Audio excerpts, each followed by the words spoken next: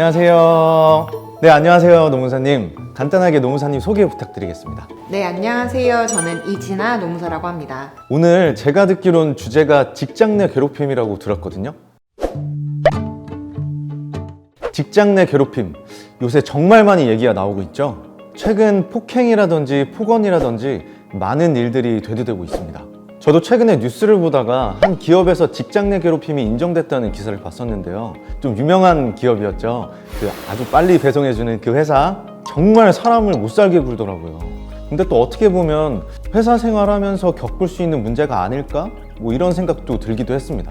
그래서 이 직장 내 괴롭힘의 기준과 대처하는 법을 노무사님께 배워보도록 하겠습니다. 회사 방침 때문에 직원들이 혹사당하는 그런 사례들이 종종 발생하고 있죠. 좀 없어져야 되는 모습인 것 같기도 한데요. 그래서 오늘은 괴롭힘의 범위와 좀 대처법을 함께 알아보겠습니다. 혹시 춘성 씨는 직장 내에서 괴롭힘을 당한 적이 있으신가요? 괴롭힘이라고 보기에는 조금 애매했던 것 같은데 사회생활하면서 많이 겪는 일이라고 생각했거든요. 또 괴롭힘을 당했다고 신고를 하면 또 눈치가 보이기도 하고요. 군대를 다녀오신 분들은 아시겠지만 선임이 괴롭힌다고 신고하면 좀 엄청 눈칫밥 먹잖아요. 하지만 그렇게 생각하시면 안 될 것 같아요. 일을 하시면서 당하게 되는 좀 불합리한 상황이나 이런 것들은 이제 직장 내 괴롭힘으로 해당할 수 있다는 것을 좀 기억하시고 직장 내 괴롭힘으로서 문제를 해결할 수 있다, 이런 걸 좀 알고 계시면 좋을 것 같아요. 그럼 정확한 직장 내 괴롭힘은 어떤 게 있을까요? 그 기준을 정확히 알아야 할 것 같네요. 제 지인 중에 한 명이 회사를 다니는데 그 친구가 술을 잘 못하거든요. 그래서 회식 자리에 많이 빠지게 됐는데 어느 날 상사가 와서 너는 일도 못하면서 술도 못 마시냐? 이러면서 뭐라고 했다고 하더라고요. 또 이번에 회식 꼭 참가해? 이런 식으로 얘기도 하고요. 상사 부탁이라서 거절도 어렵고 너무 힘들다고 하던데 이런 것도 괴롭힘에 해당이 될까요? 우선 직장 내 괴롭힘에 해당하려면 어떠한 요소를 충족해야 되는지를 잠깐 설명을 드리면 좋을 것 같아요. 첫 번째로는 지위나 관계에 있어서 우위에 있는 사람이 행하는 행위여야 되고요. 두 번째로는 업무상 적정 범위를 뛰어넘은 행위여야 합니다. 그리고 세 번째로는 그로 인해서 당하는 사람이 신체적으로나 정신적으로 스트레스를 받게 되거나 아니면 근무 환경이 악화됐다라는 생각이 들면 직장 내 괴롭힘으로 인용될 수 있다, 이렇게 생각해 주시면 될 것 같아요. 사실 회식을 권하는 것 자체가 괴롭힘일까? 라고 생각할 수도 있지만 직장 내 우위를 이용해서 업무 외적인 일로 계속 정신적인 스트레스를 준다면 이것 또한 괴롭힘이 될 수 있는 거겠네요. 그렇다면 회사 업무 처리를 잘못했는데 직장 상사가 너는 월급 도둑이다! 이러면서 회사에 누를 끼치지 말고 집안일이나 해! 이런 식으로 얘기한 것도 폭언이 될 수가 있을까요? 정당한 어떤 업무상 지시가 아니라 어떤 업무상 적정 범위를 뛰어넘어서 인격을 훼손하는 폭언을 한 거잖아요. 그러니 당연히 직장 내 괴롭힘에 해당할 수 있는 사례로 보입니다. 노무사님은 이런 직장 내 괴롭힘 사례를 굉장히 많이 접하셨을 것 같은데 정말 사람을 저렇게까지 못 살게 하는구나 생각이 들 정도로 가장 기억에 남는 일이 있으실까요? 사실 폭언과 같은 사례들은 꽤나 빈번하게 발생하고 있는 사건이기도 해서 좀 이거는 문화적으로 우리가 조금 더 성숙해야겠다라는 과제처럼 느껴지는데, 그런 거 말고도 회계 일을 하시는 분이셨어요. 그럼 그분한테는 회사에 공인인증서가 있어야만 일을 제대로 처리할 수 있는 거잖아요. 근데 공인인증서를 제대로 주지도 않고, 그리고 심지어 회식 자리에 한 번도 부르지도 않았던 거죠. 그리고 더 나아가서는 업무와 관련한 팀 카톡방인데 본인만 제외한 카톡방이 있었던 거예요. 그리고 이 방에서 이루어진 업무상 지시를 제대로 이행하지 않았다고 해서 또 질책을 받기도 했었고요. 그러니까 이런 사례들이 되게 유치해 보이기도 하면서도 이것이 직장에서 버젓이 일어나고 있는 일이다 생각하니까 좀 서글프기도 했었습니다.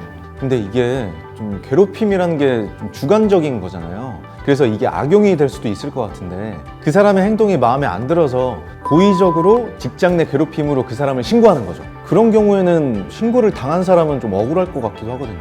직장에서 이제 괴롭힘 신고가 들어온다고 해서 행위자는 처벌해야 돼, 바로 이렇게 되는 게 절대 아니거든요. 그래서 정말로 그런 일들이 있었는지 그런 거에 대한 증거나 이런 것들이 확실하지 않다라면 정황이나 혹은 참고인 조사 같은 걸 통해서 진짜 그 일이 있었던 것이라고 추정할 수 있는지 이런 것들을 좀 객관적으로 조사를 하도록 하고 있어요. 그 조사 결과에 따라서 피해자나 행위자에 대한 필요한 적절한 조치를 취하도록 하고 있고요. 억울한 상황이 발생한다거나 이러기는 쉽지 않을 것 같습니다. 그럼 혹시 괴롭힘이라는 것이 한 번만으로도 신고할 수 있는 건지 아니면 여러 번 반복하는 괴롭힘만 신고할 수 있는 건지 그것도 궁금해요.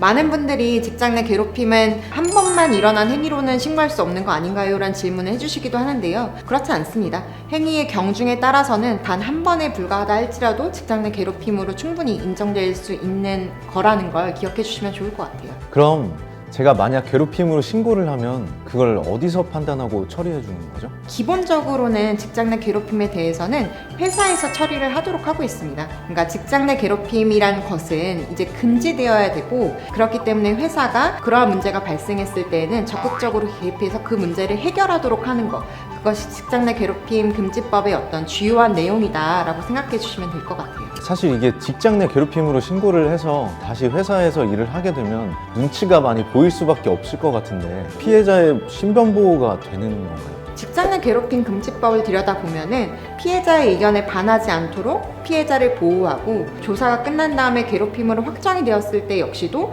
피해자가 원하는 어떠한 조치를 할 수 있도록 법에서 규정을 하고 있거든요. 법의 내용의 핵심에서 피해자를 보호하기 위한 규정들이 마련되어 있다, 이렇게 보시면 될 것 같아요. 그러면 괴롭힌 가해자에 대한 그 처벌은 어떻게 되는 거예요?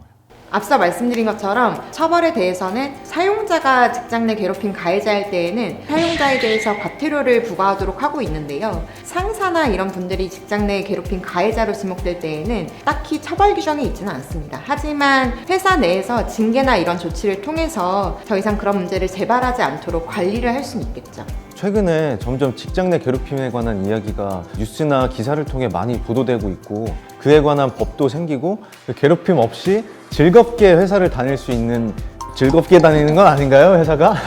뭐 어쨌든 건강한 문화를 만들어가고 있는 것 같습니다. 네. 앞으로 직장 내 괴롭힘이 없어지고 모두가 일하기 좋은 건강한 문화가 정착되었으면 좋겠네요. 맞습니다. 직장 내 괴롭힘 금지법은 사실 더 서로를 존중하면서 회사 내에서 누군가의 인격권을 훼손하지 않고 서로 민주적인 분위기에서 회사를 다닐 수 있도록 그런 분위기를 만들기 위해서 만들어진 법안이라고 생각해 주시면 좋을 것 같아요. 직장 내 괴롭힘 금지법에 대해서 많은 사람들이 좀 같이 알고 바꿔나가면 좋은 회사 문화로 이어지지 않을까라는 생각도 듭니다. 네, 감사합니다. 오늘은 여기서 마무리하도록 하겠습니다.